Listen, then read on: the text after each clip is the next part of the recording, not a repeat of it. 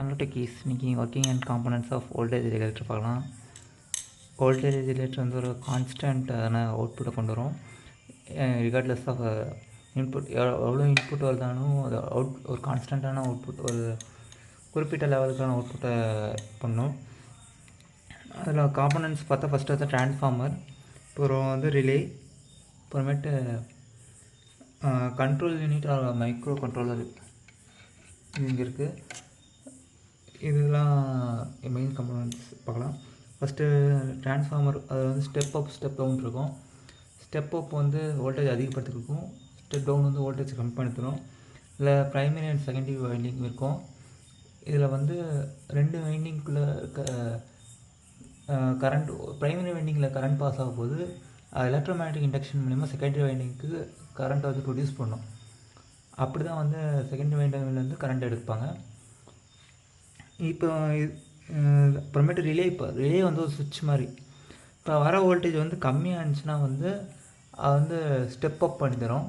இப்போ அதிகமாக இருந்துச்சுன்னா ஸ்டெப் டவுன் பண்ணும். இந்த சுவிட்சை வந்து இந்த கரண்ட் ஃப்ளோ வந்து ஸ்டெப் டவுன் ப்ரைமரி எந்த வைண்டிங் ஏற்ற மாதிரி கரண்ட்டை அனுப்பிச்சுடுது relay. switches between different transformer winding either operated manually or automatically பண்ணும். Rectifier circuit or filter circuit. இது வந்து இப்போ வந்து ஒரு அப்ளையன்ஸ் வந்து ஒரு டிசி சப்ளை வேணும் அப்படின்னு கேட்டுச்சுன்னா, இன்கேஸ் அது ஒரு மோட்டர் சில அப்ளையன்ஸில் வந்து டிசியில் கனெக்ட் ஆகும். அப்படின்னா அந்த ஃபில்டர் சர்க்யூட் வந்து ஏசிலேருந்து டிசியாக மாற்றி கொடுக்கும்.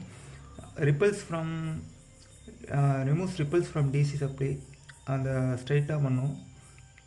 கண்ட்ரோலாக மைக்ரோ கண்ட்ரோல் யூனிட், இது வந்து இன்புட் வோல்டேஜை சென்ஸ் பண்ணும். அப்புறமேட்டு signal to the relay motor to change according to the voltage. அப்புறமேட்டு maintain constant output range within similar, ஒரு கான்ஸ்டன்ட் அவுட்புட் ரேஞ்சை கொண்டு வரும். அப்புறம் ரிலே சாலிட் ஸ்டேட் ஸ்விட்சஸ் பார்த்தா ட்ரையாக்டர், அதெல்லாம் வந்து ஆட்டோமேட்டிக் வோல்டேஜ் செலெக்ஷன் பண்ணுது, ஃபாஸ்ட்டு ஸ்விட்சிங் பண்ணுது. செர்வோ மோட்டார் இது இன் செர்வோ கண்ட்ரோலர் ஸ்டெபிலைசரில் இருக்கும். அது ஒரு ஷாஃப்டை வந்து ரொட்டேட் பண்ணி அந்த வோல்டேஜ் அட்ஜஸ்ட் பண்ணும். இதை வந்து மைக்ரோ ப்ராசஸர் வச்சு கண்ட்ரோல் பண்ணுவாங்க. பல்க் பூஸ்ட் மைக்ரோ ட்ரான்ஸ்ஃபார்மர், இது இன்சர்வோ ஸ்டெபிலைசரில் இருக்கும்.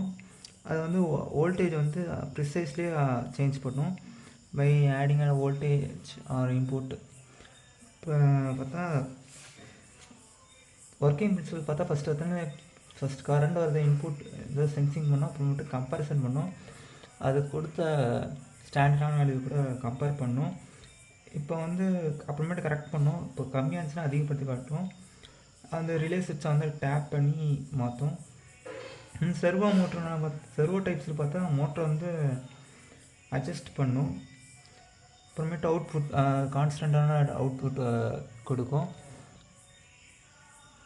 டைப்ஸ்னு பார்த்தா ரிலே டைப்னா ஹோம்ஸ் ஸ்மால் அப்ளிகன்ஸ்லும், செர்வோ கண்ட்ரோல்னால் செர்வோ மோட்டர்ஸில் யூஸ் பண்ணுவோம். ரெபோ மோட்டர்ஸ் யூஸ் பண்ணுவோம். Air conditioner sensitive equipments use பண்ணுவாங்க. ஸ்டாட்டிக் ஸ்டெபிலைசர் வந்து ப்ரிசைஸ் வோல்டேஜ். தேங்க்ஸ் ஃபார் வாட்சிங். அடுத்த வீடியோஸில் அடுத்தது பார்ப்போம்.